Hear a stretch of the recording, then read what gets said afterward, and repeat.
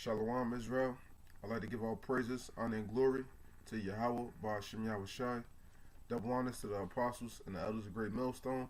And Shalom to electing out there, doing his work of faith and labor of love, truth, sincerity. All right, and today I'm gonna basically, touch on a quick topic. Basically like the process of, how the Most High seals, our instructions. You know, um, and the inspiration of this lesson came, the Most High, put me through a recent experience would inspire me, to want to tap into this, as far as the scriptures is concerned and bringing out, further edification on this, you know. So, with that, this first precept that I have here, this is Proverbs 20 and 24. Man's goings are of the Lord. How can a man then understand his own way, right? And the next is Proverbs 16 and 1, and I'm going to touch on verse 3. It says, the preparations of the heart of man, or the preparations in the mind of man, and the answer of the tongue is from the Lord. Verse 3, commit thy works unto the Lord, and thy thoughts shall be established. Right, so in those, basic three scriptures, we see that, how it is only because of the Most High that we are able to do anything. As it said, what man's goings are of the Lord, therefore how can a man understand his own way? Because we don't understand our own way, because, that's why Israel went off in the first place. We lost without the Most High, so, we had to constantly be guided by the Spirit of Yahweh Shemiah Shai. It said, what, in the preparations in the mind of man, in the answer of the tongue, and what, and he said, what, commit that works unto the Lord, and your thoughts shall be established. So by all things, what, first and foremost, us praying unto the Most High, to ask Him to guide our steps so that we don't go off and we don't walk across our own paths. Therefore, the Most High can guide us and to keep us on that righteous path. Because if we don't ask the Most High for that, He'll let us go astray because we're not asking, we're not seeking Him, we're not seeking His face. So for all things, that we know that there's no free will and that we are controlled, by Yahweh, by Shemiah Shai. And and as far as the Most High, being able to do that, or the process of the Most High being able to take over our thoughts, take over our mind, what He has to download information into our mind, for like how you would program with a robot, and in certain cases within the scriptures, He actually did this while men were awake. But majority of the times, we know from Job chapter 33, which we're going to get in a second, that Most High usually does when we're asleep. But, I'm going to get this case in Esdras, where the Most High, downloaded information into Ezra's mind when he was actually awake. All right. So this is Second Esdras chapter 43, and I start at verse 38. It says, and the next day, behold, a voice called me, saying, Esdras, open thy mouth and drink that I give thee to drink. Then I opened my mouth, and behold, he reached me a full cup, which was full as it were with water, but the color of it was like fire. And I took it and drank, and when I drank of it, my heart uttered understanding, and wisdom grew in my breast. So he said, what? My mind uttered understanding, and wisdom grew in my breast, in all references to his mind. For my spirit strengthened my memory. This all three processes dealing with the mind. All right, it says, and my mouth was open and shut no more. The highest gave understanding unto the 5 men, and they wrote the wonderful visions in the night that were told, which they knew not. And they sat 40 days, and they wrote in the day, and at night they ate bread. As for me, I spake in the day, and I held not my tongue by night. And 40 days they wrote 204 books. Right, so that's the point. The Most High usually downloads information into our mind when we're asleep, but in this case with Ezra and those 5 men, he actually did it while they were awake. And and with that, it's just like brothers, when you watch the Matrix, how Neo was basically sitting in the chair, and he was learning kung fu and all that. He like, give me more, give me more. They downloading all that information into his mind. That's the process of actually how the Most High does it with us. But like I said, he with that case with Ezra, he did it while he was awake. Right, and you have this scene from this movie Chappie, where this Elamite is dying, and the robot Chappie transfers his spirit or transfers the Elamite's consciousness into another robot, man. Which goes to show you that Esau, what he knows the process of the Most High, because the scriptures say thou are wiser than Daniel, and how the Edomites, they try to be like the Most High, you know.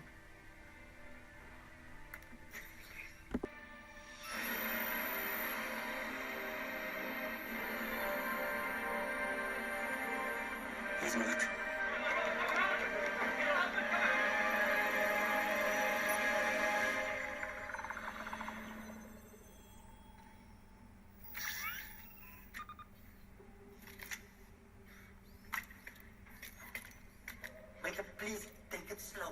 This will be very disorientating for a human. My God.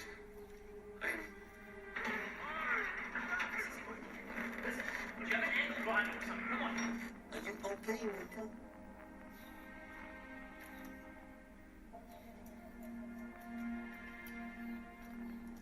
Michael, do you have pain? No, Chappie. I'm alive.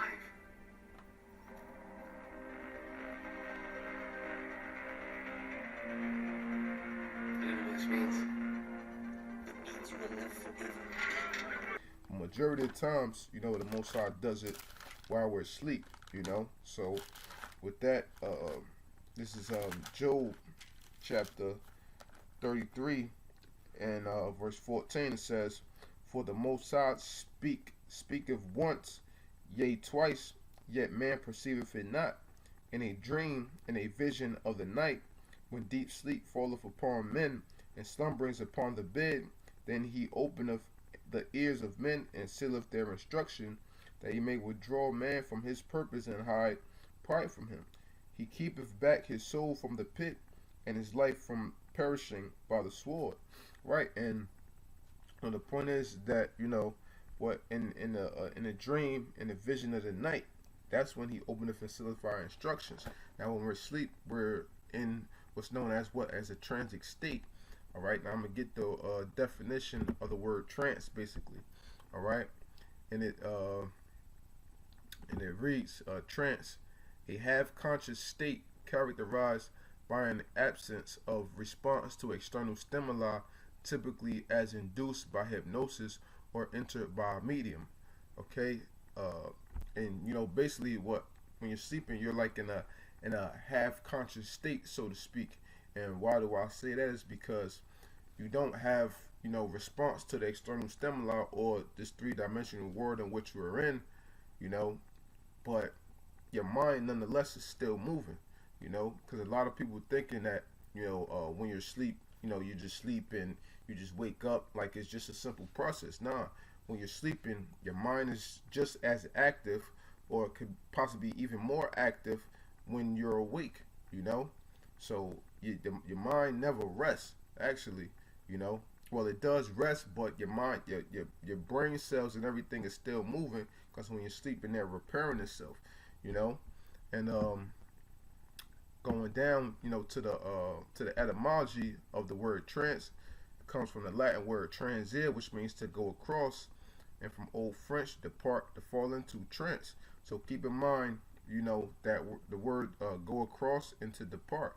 Now, when you're dealing with matters of the mind, our mind has a biological clock, and our biological clock is very similar to the 24-hour day clock in which we have here today.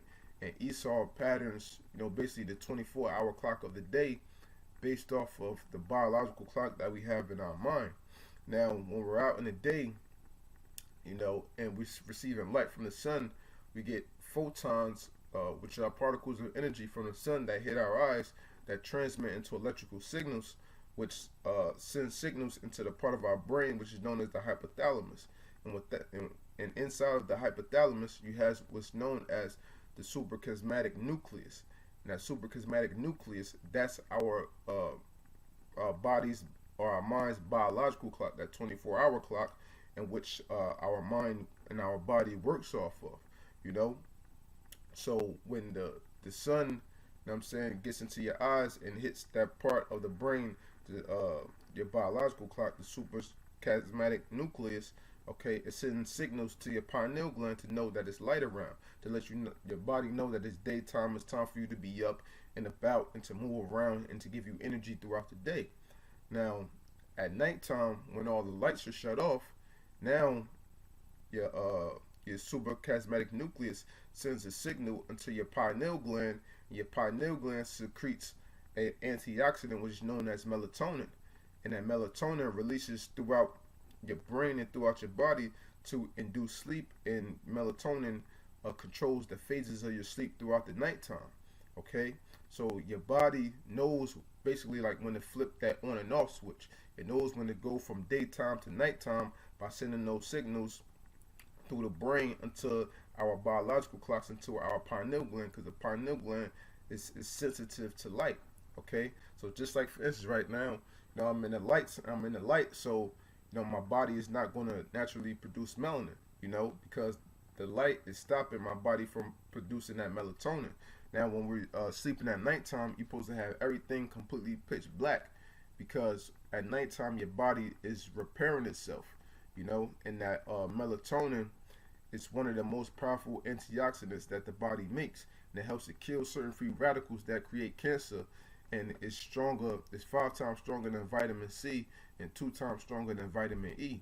So when you're sleeping, your body is repairing itself, and it's repairing the damaged nerves that's in your brain, because we constantly lose nerves and different cells throughout the brain. I believe like about 500 million cells every day within our brain we lose. So your body and your mind has to naturally repair that, and it does that by the use of melatonin. So melatonin is very important. Like, you know, you get up in the middle of the night and you go to the bathroom and people cut on the light. You shouldn't do that. You're supposed to just go to the bathroom completely in the dark and try to make your way in the dark if you can to go to the bathroom, because you stop your body from producing that melatonin. You stop your body from rejuvenating itself, so you mess up your whole process, you know. And when you think about it, what we grow throughout the night, you know, if a bodybuilder, he works out and he's eating throughout the day, working out, training hard, when do you grow? You grow when you sleep. Or when you're younger, you catching them growth spurts where you grow when you sleep. You know, saying among Jake, you know, like if a family member ain't see you in a while, they be like, shit, boy, you grew overnight. What? Because we literally do grow overnight, you know?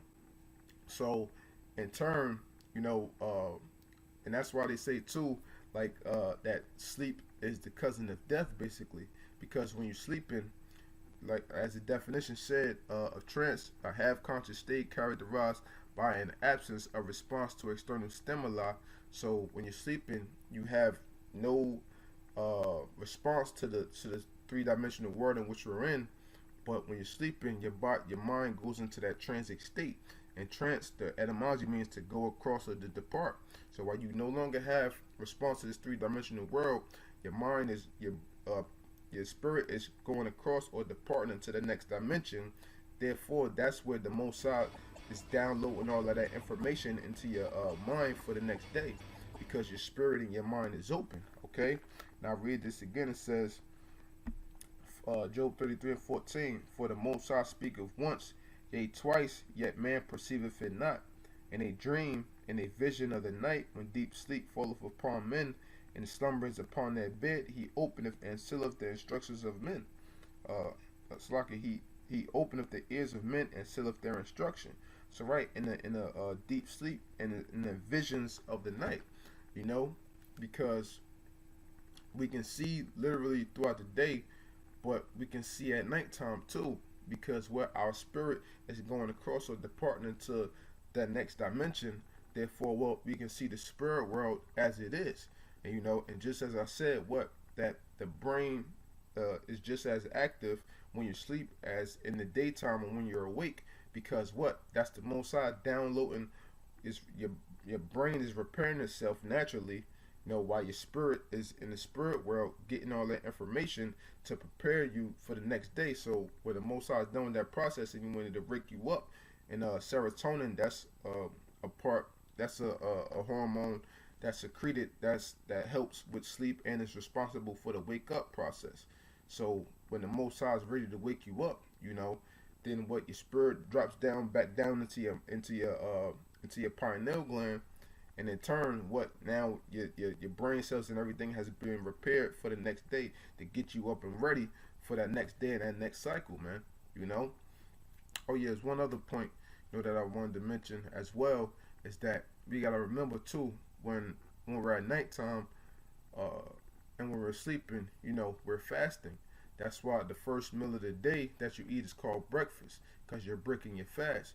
And keep in mind, whenever we're literally fasting, like on a 24-hour day period, like for the Day of Atonement or different days throughout the year that brothers may fast or whatever, our body is on a higher frequency, is on a higher vibration, where we can communicate much better with the Most High through our prayer. So at nighttime, our body is fasting, and we go up to that spirit where we're much closer. We're much closer to the Most High, that the Most High can directly communicate with us by putting all that information into our spirit as well. So that's very important. In that sleep, is very important as well. You know what I'm saying? For that better communication and better restructure, for your mind to be better restructured. So with that, I hope this segment was edifying.